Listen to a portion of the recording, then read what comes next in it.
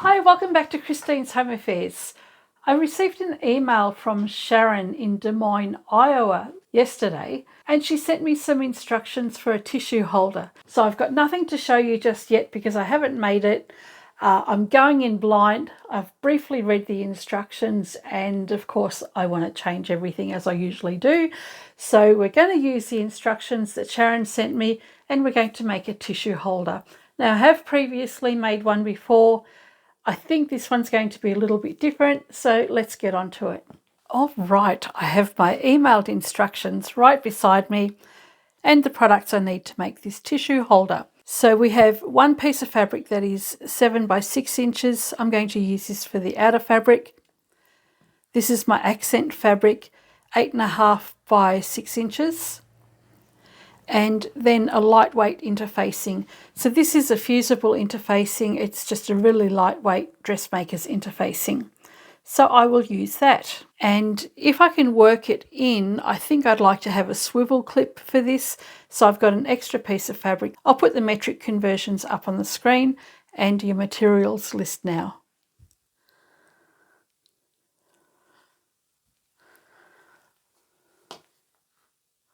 So if we do use this, then we'll end up needing a swivel clip as well. All right, I guess I need to iron this interfacing onto the back of my fabric. I'll go and do that and then we'll get on with the next step.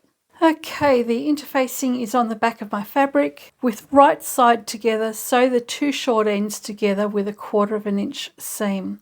So the two short ends is the 6-inch side and we'll place the right side of the fabric together. This one here I don't know which is right and wrong, so that's fine. So let's clip that together, flip it around. And I think I can visualize what's going to happen here. Let's go and sew it up. So we'll do 1/4 inch seam along both short edges. Okay, I have my stabilized fabric facing up and I'll just do 1/4 inch seam on both sides.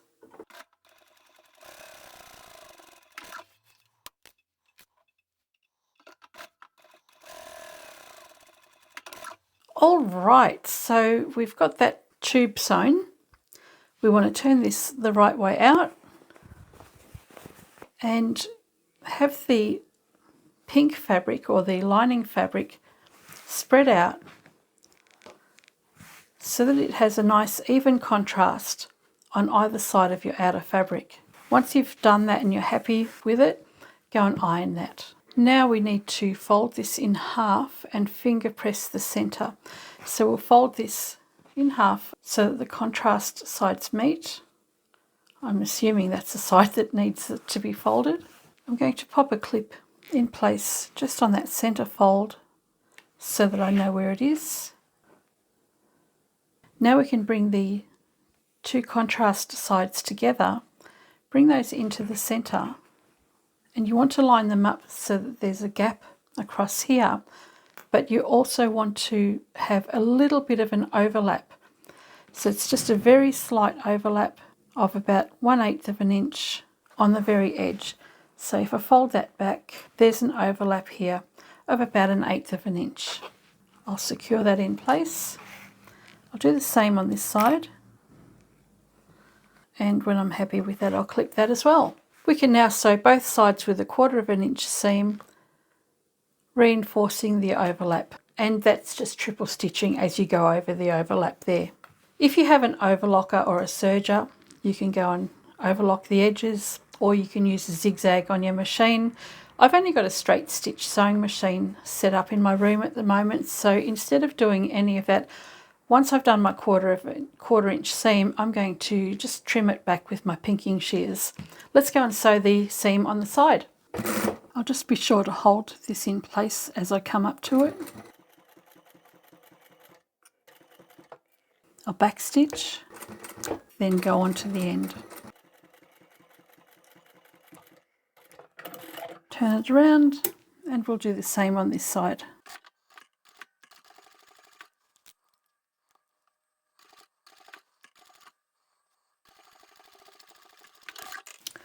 And I believe that's all the sewing we need to do, unless you want to go and neaten your edges with your overlocker or a zigzag.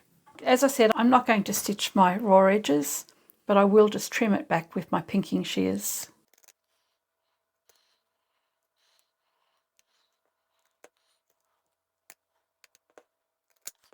I do not like pinking shears at all. Oh, so much better. All right, that is nice and neat, and we can turn this the right way out. When you do that, you want to poke out your corners.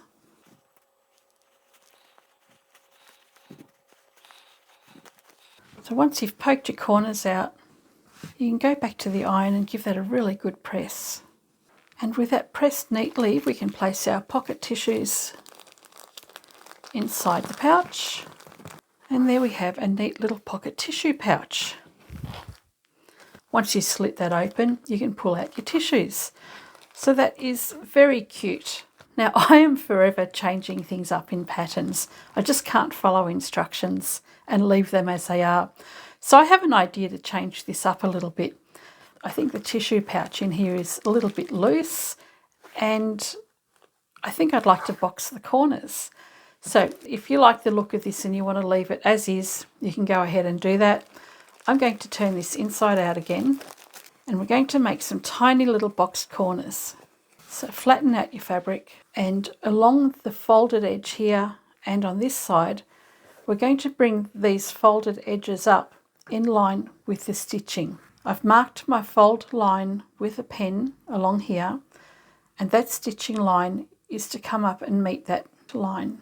And then we're just going to have a very small box corner, and we're going to measure 1/2 inch from one diagonal to the other and mark a line there. So that's going to be our stitching line across there, 1/2 inch or about 12 or 13 millimeters, and we'll do the same on each corner. So once you're happy with that, clip it in place, go to the next one, and we'll do the same for all 4 corners. Let's go back to the machine one more time and we'll box those corners. Line up your needle directly over the marked line and we'll sew straight across that. And repeat for the other corners.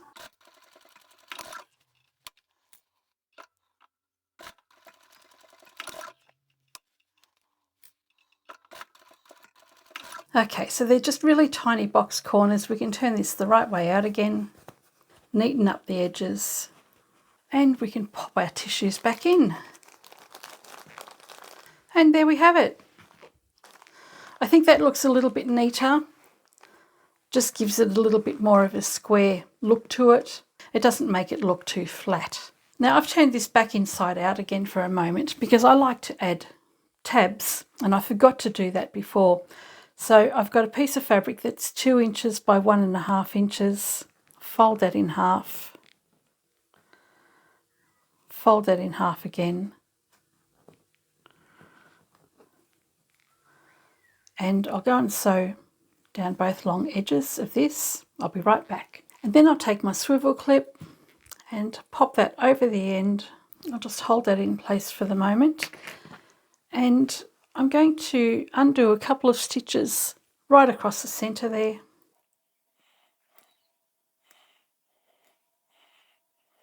And I'll pop this clip across the middle. Then I'll reposition those overlapping pieces of fabric and I'll just quickly sew over that. And there we have the clip sewn in place. Let's turn this back around one final time. I should have remembered to do that earlier.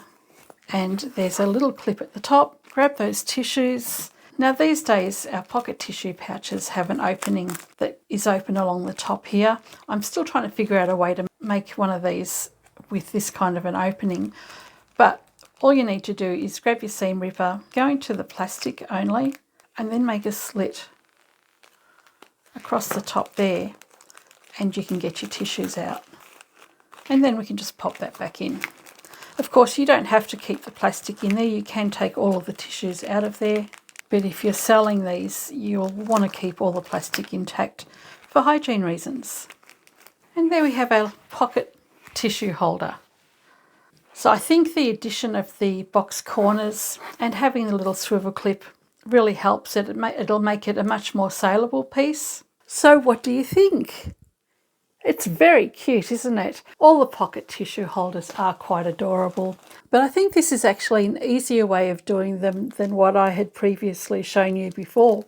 So if you're sewing to sell, then you'll get much better value for your time making this type of pocket tissue holder than you will for the previous one that I've made. I'll pop a link in the description so that you can see what that one looked like. I've added a swivel clip to the top of it and also boxed the corners because I felt it needed that. Tell me what you think. Do you think they look better with the box corners or without? What would you do? I'm not sure if I'm going to do any more of these for the shop because the ones that I did have were slow sellers. I sell them for $12 each, although I do think this one's nicer. So maybe I will, I'm not sure. Actually, you know what? I think I will make some more because these are a great scrap buster. It's a great way to use up a lot of my little pieces of fabric. So I think I will actually make some more in the shop. And I'm going to make this style rather than the other style.